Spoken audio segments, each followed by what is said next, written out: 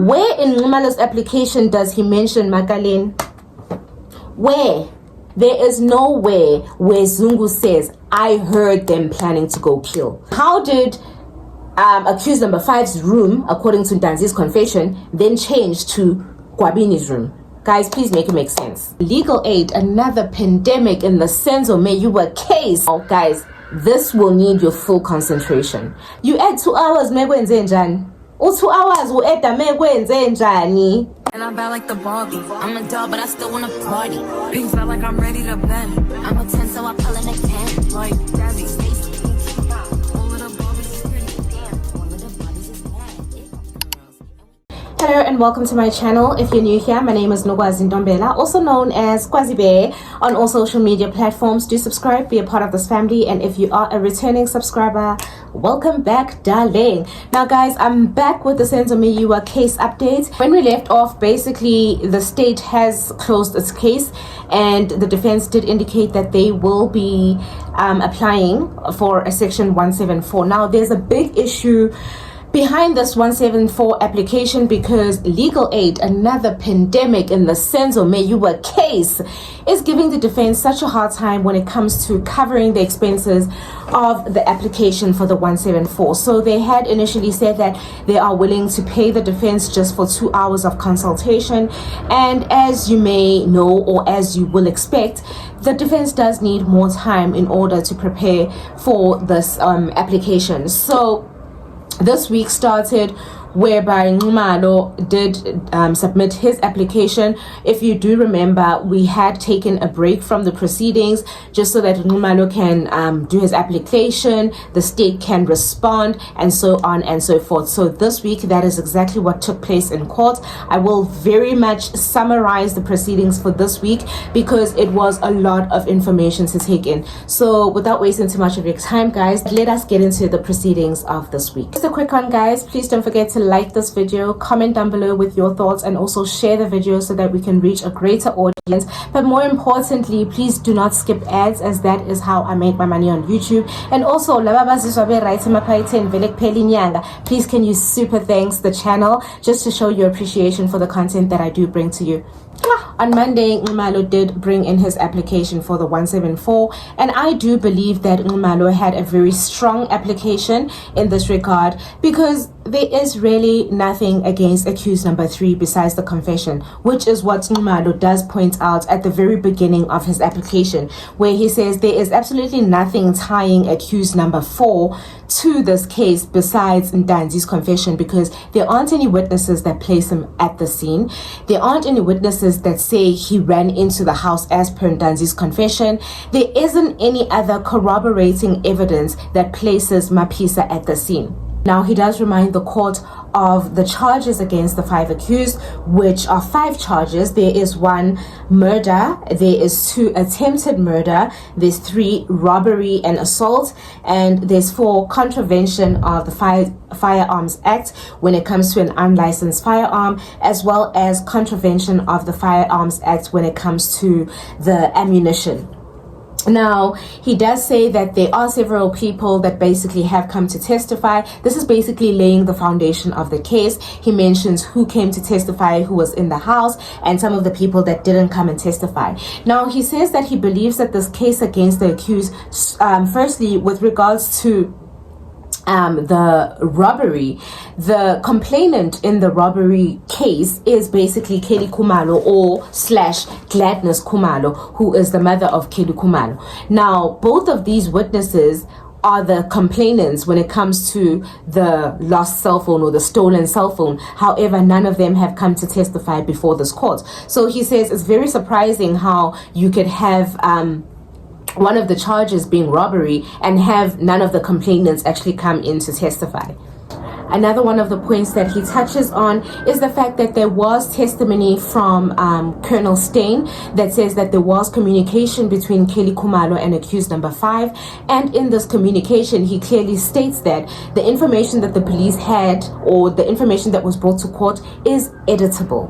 So that means that it could have been edited to suit the narrative of the state. He then goes into the issue of Constable Zungu, where he says that his evidence is contradictory. He does does place himself at the Basotho hostel with all of the 5 accused, but when questioned about certain pictures that were taken on the particular day of the incident where he says he was present, he's unable to identify himself in the pictures, and 2, he doesn't even know what the event was in those pictures. So how is it that you were with these people, and when photos of the very same day are brought out and you asked about them, you say that you don't know the event? And also another thing, there is a photo that he pointed out and said that the person that was depicted in that photo was accused number 2. And when Nxumalo did point out that in fact that was actually accused number 4, then he's like, oh well, I'm glad accused number 4 does confirm that he was also there. But the thing is, if you know the accused so well, how is it that you are finding it difficult to differentiate between accused number 2 and number 4? He also does point out that in Zungu's evidence, he does not speak on any information with regards to prior planning by the accused, or does he testify about an agreement amongst the accused with regards to the hit, which Gininda says was a hit on Senzo, as opposed to the robbery gone wrong, which was what they were initially going for. He then does point out that there's no evidence that accused number 4 was aware of the crime. There's no witness who puts number 4 at the crime scene. And also he goes back into the issue of DNA, where he says that Mr. Masetla was a well-experienced gentleman who did come to the court to testify, and he did conclude by saying the DNA sample excluded all of the accused. He even went as far as reading an extract where Baloyi questioned the issue of the 16 regions, and if you're picked up on some regions and not on others, what will be the case? And Masetla was clear. You need to be picked up on all 16 regions in order for that DNA to be a match. He does also point out that a confession obviously only ties down the person who actually made it. And in this case, basically, the only thing that ties Mapisa to this case is the confession. And since he wasn't the maker of the confession, there's no reason for him to be here. He does emphasize the fact that Mapisa was solely arrested on the confession. He then also touches on the issues of the bank statement, where he says Mapisa, his bank statements were read in court, and there's nothing indicating any form of payment received for the so-called hit that was done by them in his records at any point during the year 2014. He then also touches on a very important fact that we've been talking about all along, which is the issue of the gun. Now, he does say that the gun that has been brought in this case and that accused number 3 was arrested with was a 9mm. But according to a witness that was in the house, the description that he gave of the gun was a gun with the wheel. So a person listening to that description will then draw inference that it was actually a revolver, and this is a witness that was present in the house when the incident happened.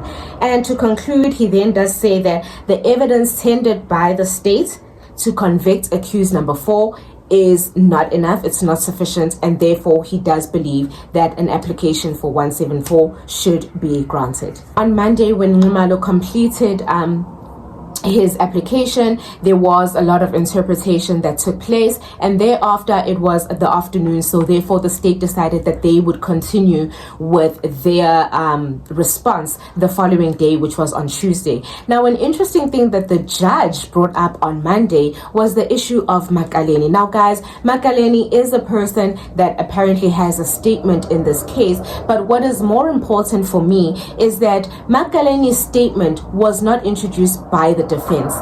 When I can recall the evidence, during cross-examination of the witnesses, Ramusipili referred to Steenkamp's statements. Now, Steenkamp is the lady who was doing the identikit. So Ramusipili referred to the identikit, and in the statement of Steenkamp, she mentions the people that came forth to her to be able to compile an identikit. And amongst those people was Makaleni, whom she describes as a person that described the intruders that were standing outside the Khumalo household. It was never from Makaleni's statement, it was always from Steenkamp's statement of the identikit. As this conversation goes on, Judge Rata says that Section 186, in the interest of justice, he would want Makaleni's statement to to be accepted.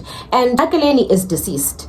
We did find out during the trial that Makeleni is deceased, and the reasons for his death are very questionable. Now, the judge wanting to introduce evidence of someone that is no longer alive to come to court to back up that evidence is it's a bit tricky. It's a bit tricky, and also it would be hearsay evidence. And with that hearsay evidence, my understanding is that we won't get the answers that we're looking for. That judge even goes on to make an example of another case where he says the person had made a statement and they had passed away. However, they were able to call the person who made the statement or who took down the statement. And my thing is, so now we're going to this length of trying to bring in a statement of someone who has passed away, and you're saying it's in the interest of justice, but it's really just to corroborate the confession of Untanzi.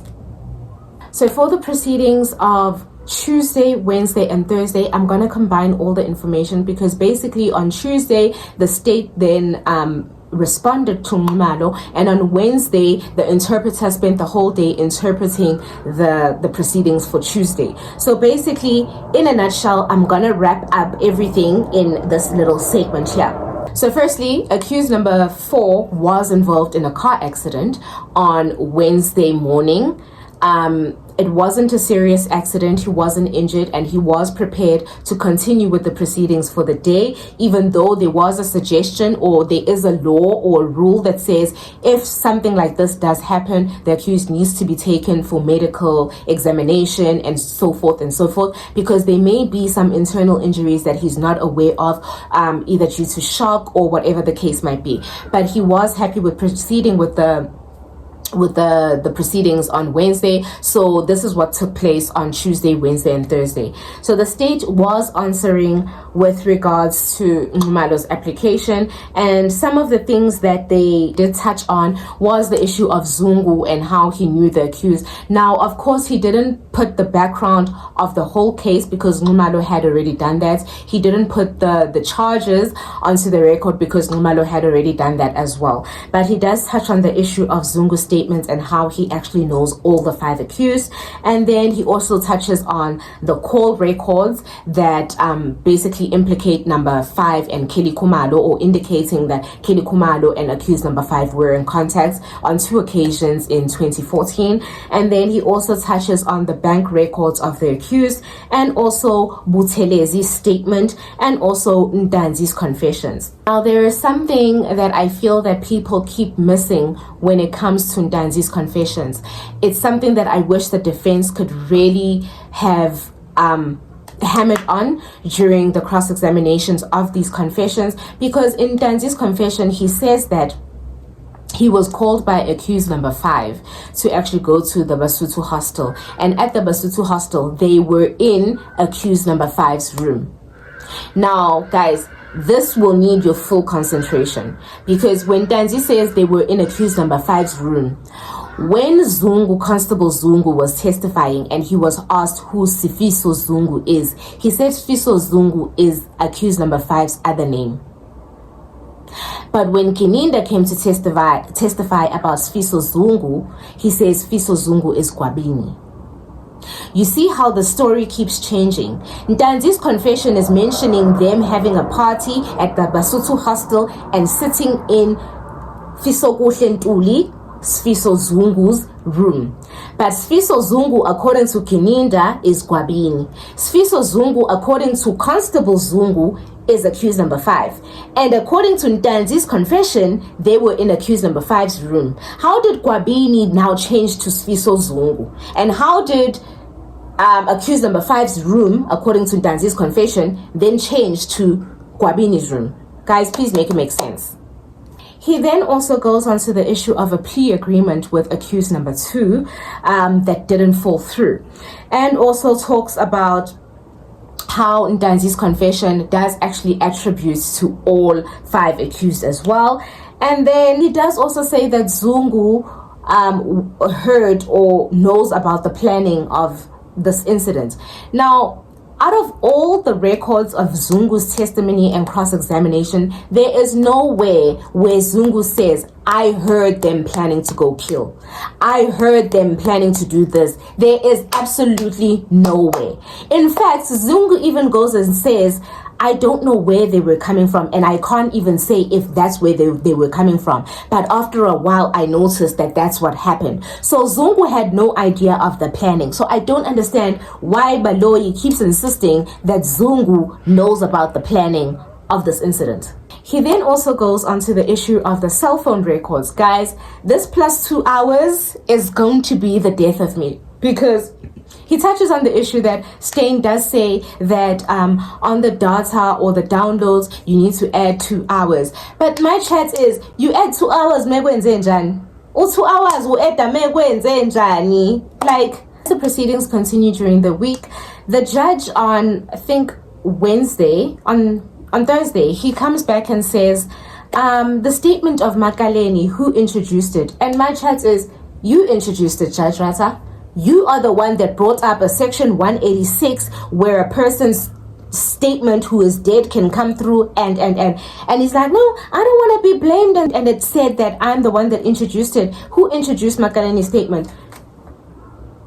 In fact, why are we even talking about Makaleni's statement? Because we're dealing with the section 174 application where Nxumalo has made his application and the state should be responding on his application. Where in Nxumalo's application does he mention Makaleni? Where?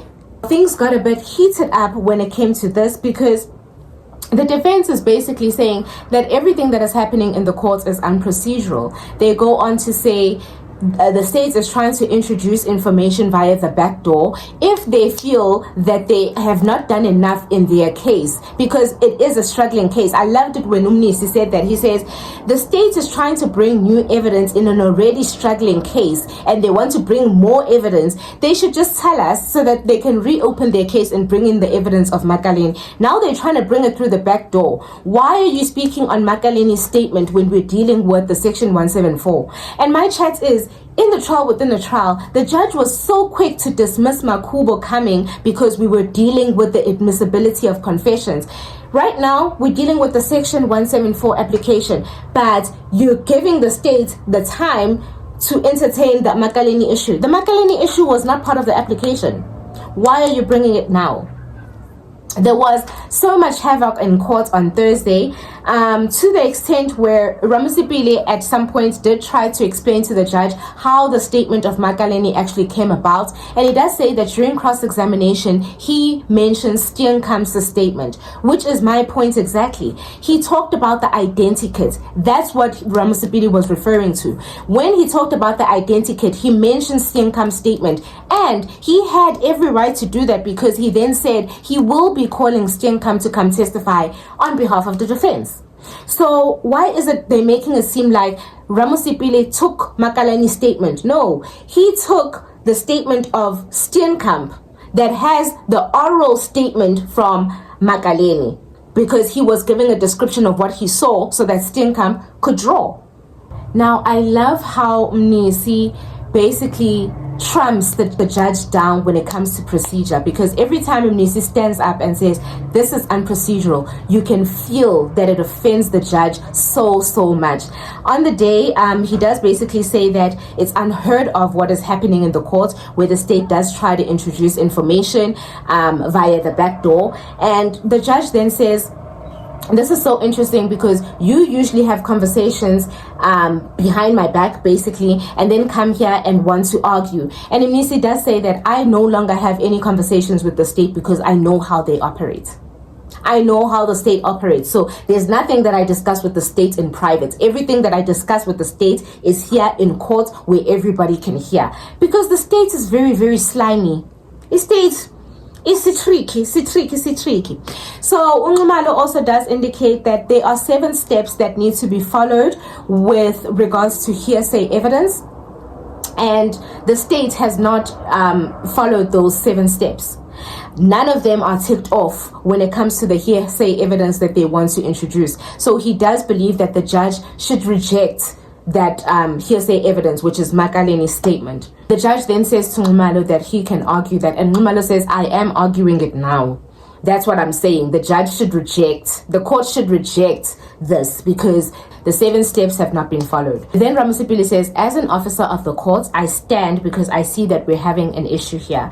And when he tries to go into the law and tries to put a certain section of the law, he does say, as he's addressing the court, he does say the accused cannot be ambushed at the end of the state's trial with new information. And as he's still going on explaining the whole process and the act that he was referring to, the judge then says to him, are you done, sir? That was so rude. That was so rude by the judge. You introduce a statement by Makaleni. You, Judge Rata, you do that. And then when the defense comes with law, you ask them if they're done. How disrespectful. The judge's behavior just continues to go down the drain in this case. He then says that, you know what? Court is done. We're done with this argument. We'll see each other on Tuesday, because there was a funeral that they would be attending on Friday, of which I didn't understand what the rush was on Thursday, because they had already indicated that the memorial service and everything would be happening the following day, but the judge just didn't want the court to sit any longer and postpone the case till Tuesday. So guys, it will be interesting to hear what Judge Rata's judgment will be on the application. I strongly believe that he will decline or dismiss the application by Nxumalo, but I don't think he has grounds as to why he would deny the application. But also, if he does grant the application, then I feel that it will sort of be a stepping stone for the rest of the defense counsels with regards to the rest of the accused. So I'm looking forward to hear Judge Rata's judgment on the application, and also looking forward to hear what the rest of the defense has for us in the Senzo Meyiwa case, as they are about to open their own case. Those are the proceedings for the week, guys. I know that it was pretty much wrapped up, but it was a lot of interpretation, a lot of acts and laws and everything that was quoted. So this is just a summary basically of what happened this week. I will see you guys again next week. Enjoy the rest of your weekend. Bye.